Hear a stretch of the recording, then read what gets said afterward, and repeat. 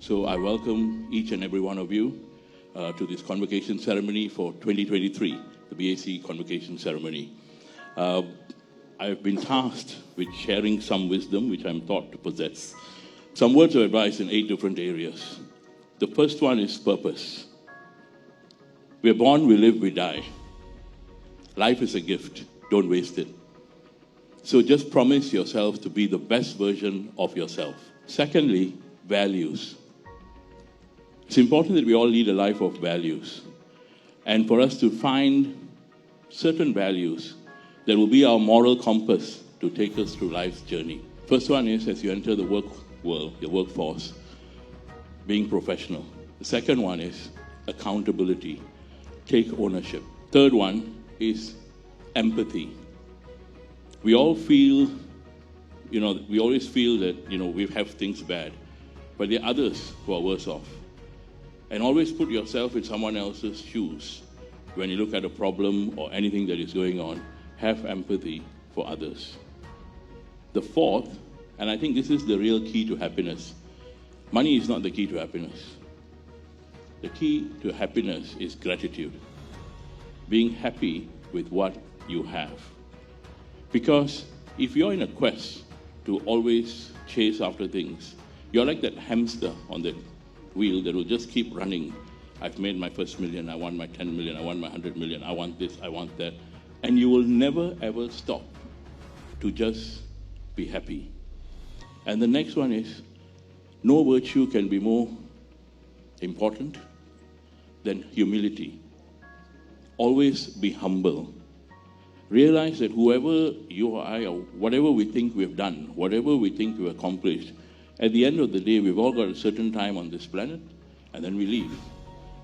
And that's what education really is about, is that culmination of the formal learning and all that informal learning that you go through with your colleagues, your classmates, your friends, your teachers, that entire circle around you. So values. Thirdly, relevance. The biggest challenge we're going to face is how do we stay relevant?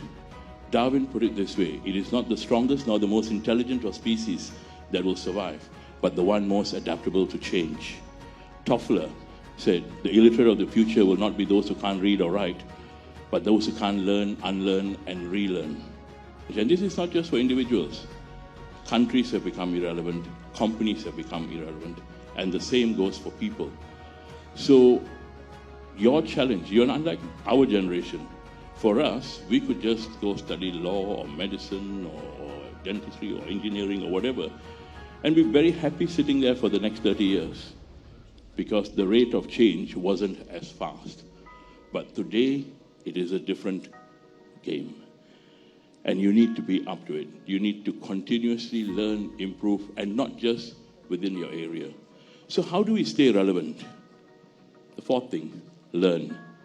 You must be prepared to learn. Gandhi put it best when he says, live as if you will die tomorrow, learn as if you will live forever. That thirst for knowledge, that hunger to learn must always be there with you. Charles Tremendous Jones put it in another statement which I like. He says, the person you are today and 5 years from now will depend on 2 things. The people you meet and the books you read. The next thing is to build competencies. I am very much an advocate of what we call a polymath.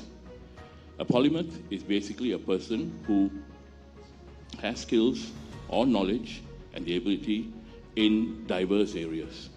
If you learn across fields, you become much more useful to the community and you will find that you are really empowered. You've got your purpose, your values, relevance, learning, and building competencies. Now look at brand. Your brand is your most important asset. In actual effect, each one of us here is a brand. And that's your single most important asset. And you have to build that brand. You have to work on building that brand and protecting that brand. And how do you do that? Every interaction with another person, be it a face-to-face interaction or online, is your brand in action. The next one is giving back. And for me, I always think, if we had 6 billion people on this planet doing more for the world than the world has done for them, we would be living in a very different world. And why did I bring this up? Today, everyone can do, things which were not thought possible. Technology has been a great leveler. Getting help, getting troops together, getting people to go do good has never been easier. I think during the pandemic, we've got this thing called Give Back, and we have the Make It Right movement and Uplift, two organizations. We worked with our partners, and actually in the 2 years, we managed to give out aid to 500,000 people. 200,000 in the form of food provisions, which lasted them for 2 weeks. Many of them were wage earners, migrant workers, refugees, B40 families. Then, balance. Balance is your work-life balance. You sometimes have to pay your dues. You may have that first job when you come out and you graduate, you may have to take a job that you don't like that much. But always keep 10 to 20% to do things you enjoy in the initial stage. But if you find something that you enjoy, then you will never have to work a day in your life. I always say I've never worked a day in my life because I enjoy doing what I do. You may not have that luxury just yet, but at the end of the day, find it. Okay? And always have that time for fun, for family, for other things, which has got to be important.